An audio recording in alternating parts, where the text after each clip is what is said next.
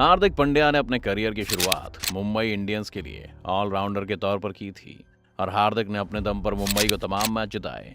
Team के साथ 4 बार IPL trophy जीती और फिर टीम इंडिया में डेब्यू किया। इंडियन क्रिकेट टीम के दिग्गज ऑलराउंडर्स में से एक बने और फिर चोटिल हो गए। कमर की चोट के चलते हार्दिक लंबे वक्त तक क्रिकेट से दूर रहे। वापस आए तो बॉलिंग नहीं कर पाए और प्रॉपर बैट्समैन के रूप में मुंबई के लिए कुछ मैच खेले। लेकिन फिर लोगों ने कहना शुरू कर दिया कि सिर्फ बल्लेबाज के रूप में हार्दिक की जगह नहीं बनती और मुंबई के मैनेजमेंट ने इस बात को सच मान लिया और ऐसा होते ही उन्होंने हार्दिक को रिलीज कर दिया। फिर सीन में आई आईपीएल की नई फ्रेंचाइजी गुजरात टाइटंस। गुजरात की इस टीम ने हार्दिक को 15 करोड़ की बड़ी रकम में अपने साथ जोड़ा और फिर सबको चौंकाते हुए उन्हें कप्तान भी बना दिया। हार्दिक को कप्तान बनाए जाने पर बहुत सी बातें हुई। ज्यादातर लोगों ने इस फैसले का मजाक बनाया। लोगों ने तो यहाँ तक कह दिया कि आशीष नेहरा की कोचिंग और हार्दिक पांड्या की कप्तानी वाली ये टीम नीचे से फर्स्ट आएगी, लेकिन ऐसा हुआ नहीं। गुजरात ने अपना कैंपेन सीजन की दूसरी नई टीम लखनऊ सुपर जायंट्स पर जीत के साथ शुरू किया और खत्म खिताब को जीत कर किया।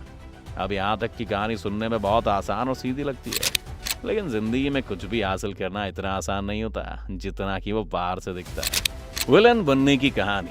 पिछले साल T20 वर्ल्ड कप में जब टीम इंडिया टूर्नामेंट से जल्दी बाहर हो गई थी, तब हर कोई टीम में विलन यानी खलनायक ढूंढ रहा था। काफी खोजबीन के बाद एक इंसान को पॉइंट आउट किया गया और वो शख्स कोई और नहीं, हार्दिक पांड्या था। टूर्नामेंट के पहले पांड्या को हीरो के तौर पर देखा जा रहा था, लेकिन वर्ल्ड कप जैसे जैसे खात्मे की ओर बढ़ा, पांड्या विलन बन गए।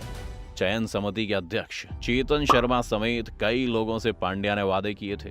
उन्होंने एक अंडरटेकिंग देते हुए वादा किया था कि T20 वर्ल्ड कप से पहले आईपीएल के दौरान काफी गेंदबाजी करेंगे और टीम इंडिया में प्लेइंग 11 में संतुलन की समस्या को सुलझाएंगे। लेकिन आईपीएल 2021 के दौरान मुश्किल से पांड्या ने गेंदबाजी की।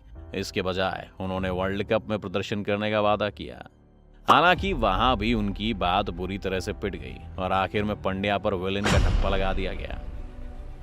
चोट और ब्रेक।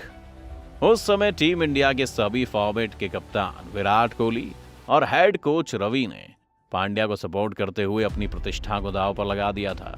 वो एक ऐसे पांड्या को चाहते थे जो उनकी T20 प्लेइंग 11 में किसी और से ऊपर खेल सके। उनका आशय एक ऐसे प्लेयर से था जो मैच जिता सकता था, एक ऐसा शख्स जो टीम को बैलेंस देने के साथ साथ टीम इंडिया के पक्ष में माहौल झुका सकता था। लेकिन दुबई इंटरनेशनल स्टेडियम में 2018 एशिया कप के दौरान जब से पांड्या चोटिल हुए, तब से वो आधे क्रिकेटर थे। उन्होंने पीठ की सर्जरी करवाई और काफी क्रिकेट मिस किया। पांड्या ने 2019 वर्ल्ड कप के लिए वापसी की थी, लेकिन वहां भी वे पहले जैसे रंग में नहीं दिखे। पांड्या फिर से चोटिल हो गए और पहले से भी ज्यादा समय के लिए क्रिकेट से दूर हो गए। इसकी वजह से भारतीय टीम सभी फॉर्मेट में ठीक से संतुलन बनाने के लिए जूझती रही। 2021 की गर्मियों में पांड्या ने व्हाइट बॉल से एक छोटे से दौरे के साथ श्रीलंका के खिलाफ प्रमुख खिलाड़ियों की गैर मौजूदगी में टीम बी के अहम खिलाड़ी के तौर पर वापसी की थी। लेकिन यहाँ पर भी पांड्या में वो बात नहीं दिखी। उस समय पांड्या तीनों फॉर्मेट में पसंदीदा क्रिकेटर नहीं रह गए थे और ये कोहली एंड कंपनी के लिए एक बड़ा मुद्दा साबित हुआ। 2021 का T20 वर्ल्ड कप पांड्या के लिए आखिरी बुरी घटना साबित हुई। ऐसा मालूम होता है कि चयनकर्ता तंग आ गए थे और इसके लिए उनके पास काफी पॉइंट्स थे। चयन समिति और राहुल द्रविड़ के नेतृत्व में नई टीम मैनेजमेंट पांड्या की गेंदबाजी शुरू होने का इंतजार नहीं कर सकी। एक बैट्समैन के तौर पर पांड्या किसी भी छोटे फॉर्मेट की प्लेइंग 11 में जा सकते थे, लेकिन ये उनकी बॉलिंग ही है जो उन्हें टीम में ठीक ढंग से बैलेंस करती है। पांड्या खलनायक बन गए, उन्हें नफरत की नजर से देखा जाने लगा और T20 वर्ल्ड कप से टीम इंडिया के जल्दी बाहर होने के लिए उन पर इल्जाम लगाया गया। इसके बाद पांड्या के एक डिसीजन ने सभी को और ज्यादा निराश किया और वो था कि पांड्या को पूरे घरेलू सीजन से बाहर होना और बड़ौदा के लिए नहीं खेलने का फैसला। ये पांड्या का एक ऐसा निर्णय था जो कई सारी ताकतों के साथ ठीक तरह से फिट नहीं था। इसके साथ ही खबरें ऐसी भी थीं कि पांड्या ने चयनकर्ताओं से कहा था कि वे भारत के लिए किसी भी फॉर्मेट के लिए उन्हें कंसिडर किया जाए। ये एक साहसिक कदम था। हर कोई इस समय यही सोच रहा था कि क्या ये 28 वर्षीय क्रिकेट के लिए भविष्य के रास्ते खत्म होने का वक्त है। रिप्लेसमेंट। इस साल की शुरुआत में साउथ अफ्रीका दौरा एक भूल जाने वाला टूर था। यहाँ पर इंडिया ने पांड्या और रविंद्र जडेजा को काफी मिस किया। ये दोनों multi skilled player one day series की आपदा को रोक सकते थे। हालांकि टीम ने अब युवा ऑलराउंडर के साथ आगे बढ़ना सीखा और नए युवा लड़के वेंकटेश अय्यर को चुना। अब अय्यर एक ऐसा बल्लेबाज है जो पंड्या से हटकर बॉलिंग कर सकते हैं, जो अपने बैटिंग और बॉलिंग के लिए जाने जाते हैं। पंड्या जैसे किसी खिलाड़ी को हासिल करने के लिए भारत तरसता रहा, लेकिन कहीं कोई और नहीं दिखा। शार्दुल ठाकुर 18 महीनों में उस क्षमता और उस भूमिका में उभरे, लेकिन वे भी क्रिकेट टेस्ट मैचों में। सिलेक्टर्स ने इससे पहले 3D स्टार विजय शंकर को चुना, लेकिन ये उनका फैसला उल्टा साबित हुआ। इसी दौरान पंड्या रडार से बाहर हो गए। उन्होंने अपनी क्रिकेट क्षमता और फिटनेस में सुधार करने के लिए बड़ौदा में किसी अनजान जगह में चुपचाप काम किया।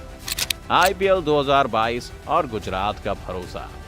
IPL 2022 के लिए नई फ्रेंचाइजी की चर्चा ने जोर पकड़ा और इसी बीच मुंबई इंडियंस ने पंड्या समेत कई खिलाड़ियों को रिलीज कर दिया। क्योंकि खलनायक का ठप्पा अभी भी था, इसलिए कईयों को लगा कि मुंबई ने इन्हें रिलीज करके अच्छा काम ही किया है, लेकिन किसे पता था कि कहानी में ट्विस्ट आने वाला है। बाकी सब चीजों की तरह IPL में नए फ्रेंचाइजी में से एक को लेकर भ्रम की स्थिति थी। इसका कारण गुजरात के इतिहास पर BCCI की चुप्पी थी। अंत में जब पर्दा हटा लिया गया, तब गुजरात ने अपने 3 ड्राफ्ट प्लेयर का ऐलान किया। पंड्या के पास किसी तरह का क्रिकेट ना होने के बावजूद आश्चर्यजनक रूप से वो अफगानिस्तान के राशिद खान और शुभमन गिल के साथ 3 विकल्प में से एक थे। इससे भी ज्यादा हैरान कर देने वाली बात ये रही कि पंड्या को कप्तान चुना गया।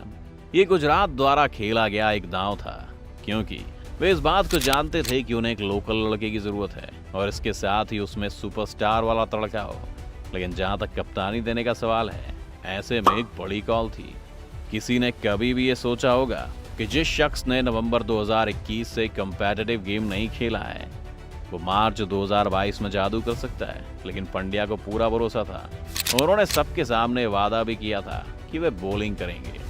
पंड्या को 3 अहम लोग साथ काम करने के लिए मिले, जिसमें खुले दिमाग वाला नया कोच आशीष नेहरा, टीम मेंबर के तौर पर शांत ऑपरेटर गैरी कर्स्टन और डायरेक्टर ऑफ क्रिकेट के तौर पर इंग्लैंड के पूर्व ODI ओपनर विक्रम सोलंकी शामिल थे। हालांकि जिस पक्ष को उन्होंने नीलामी में चुना था, उसे सभी ने नो हॉपर्स के रूप में सरसरी तौर पर खारिज कर दिया था। जब टूर्नामेंट शुरू हुआ तो पांड्या ने धीमी शुरुआत की थी।